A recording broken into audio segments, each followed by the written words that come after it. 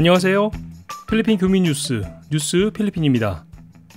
주말까지 이어진 긴 연휴를 마치고 이제 다시 일상으로 돌아가야 하는 시간, 월요일 아침입니다. 평소에도 월요일 아침은 사실 좀 만만치 않은 시간인데요. 이렇게 긴 휴일 연휴를 마치고 난 다음이라면 평소보다 더 많은 노력이 필요하지 않나 생각이 듭니다. 주변에서도 아직 연휴 후유증을 앓고 계신 분들이 계실 수 있는데요. 이제 새로운 마음으로 새롭게 한 주간의 업무를 시작하는 월요일 아침이 되었으면 좋겠네요. 11월이 시작된 지가 벌써 며칠이 지났는데 그러고 보니까 왠지 오늘이 11월의 첫날인 것 같은 생각도 드는데요. 11월의 첫 번째 월요일, 필리핀 교민 뉴스 필리핀 시작하겠습니다.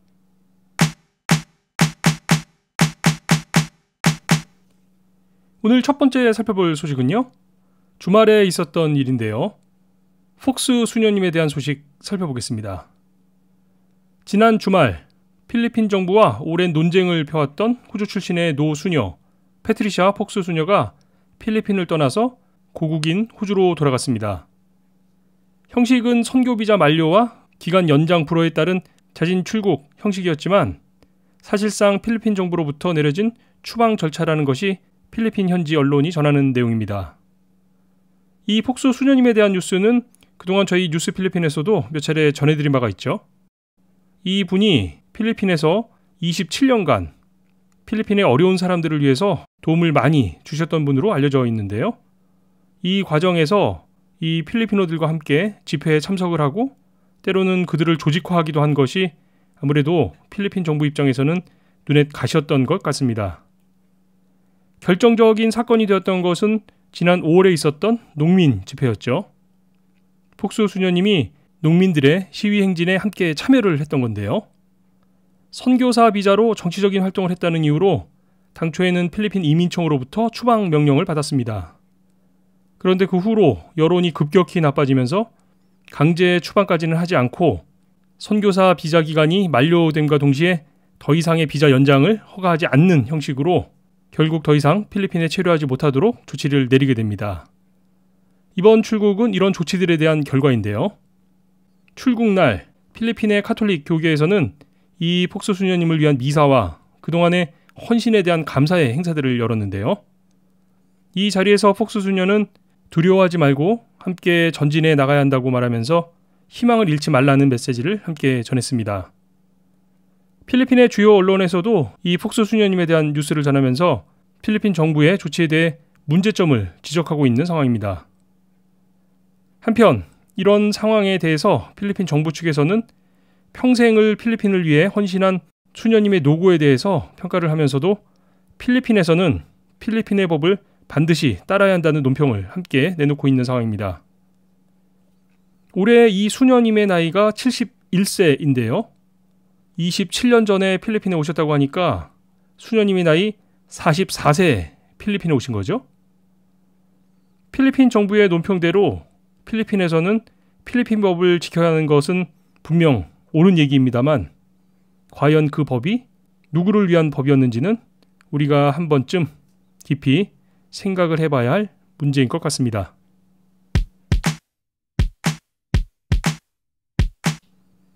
다음 뉴스는 보라카이 소식 보겠습니다. 이 뉴스가 연휴 기간 중에도 몇 차례 필리핀 로컬 소식으로 올라와서요. 이 내용을 잠깐 살펴보도록 하겠습니다.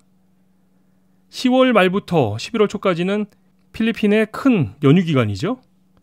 특히나 올해의 경우에는 주말하고도 날짜가 맞아서요. 길게는 일주일 가까이 휴가를 갖게 되는 분들도 계신 것 같습니다. 이런 연휴 기간 동안에는 필리핀에서도 여행지를 많이들 찾게 되는데요. 해외로 여행을 떠나는 사람들도 있고 필리핀 내에서도 여러 여행지들이 있으니까요. 휴일을 이용해서 이렇게 여행을 떠나는 분들이 많이 찾게 되는 곳, 바로 오늘 뉴스에 올라온 보라카이도 그런 곳들 중에 한 곳입니다. 보라카이가 10월 26일 재개장을 한 후로 첫 번째 연휴 시즌을 맞았다는 기사가 올랐습니다. 내용을 먼저 전해드리자면 필리핀 관광부의 입장에서는 좀 우려스러운 내용들을 발표를 했는데요.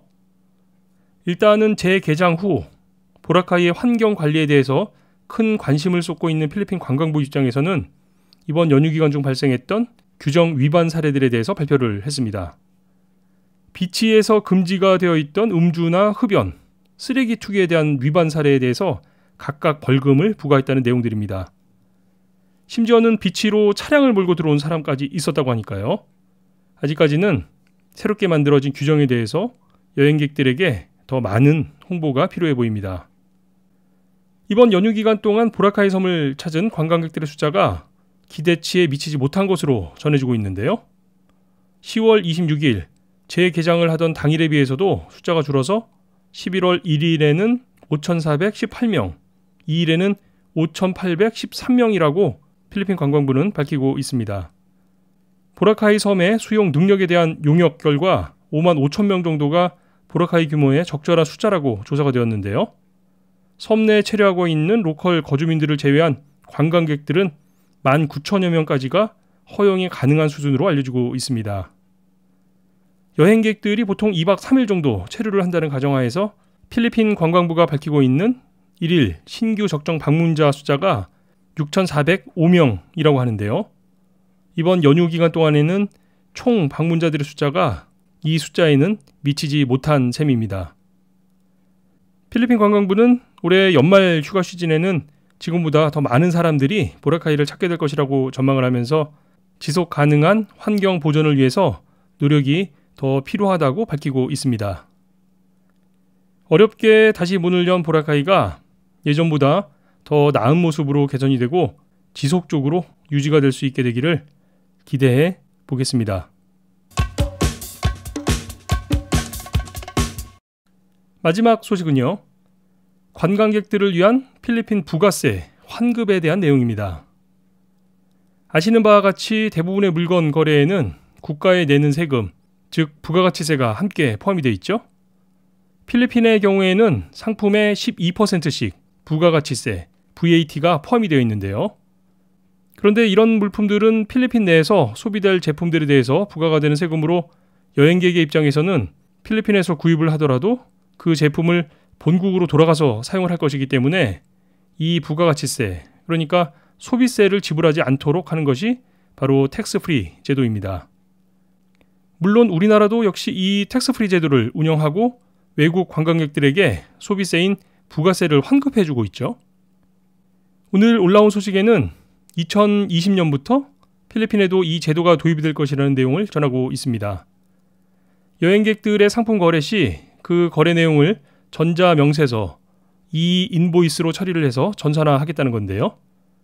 당초 지난 3월 필리핀 재무부 장관 카를로스 도밍게스 장관이 이 제도 도입에 대해서 거론을 한 후에 최근 본격적인 준비에 나선 것으로 보입니다. 도밍게스 장관은 한국의 사례를 들면서 이런 여행객들에 대한 텍스프리 제도가 매우 효율적으로 관리가 되고 있다고 밝히면서 한국 정부의 지원을 통해서 이 제도를 2020년 중 시행될 수 있도록 할 방침이라고 밝혔습니다. 2020년 몇 월부터 시행이 될지는 모르겠습니다만 2020년이면 사실 얼마 남지 않았죠? 과연 이번 발표대로 텍스프리 제도가 잘 시행이 될 수 있을지 사실 의문이 좀 생기긴 합니다만 꼭 계획대로 시행이 되었으면 하는 바람입니다.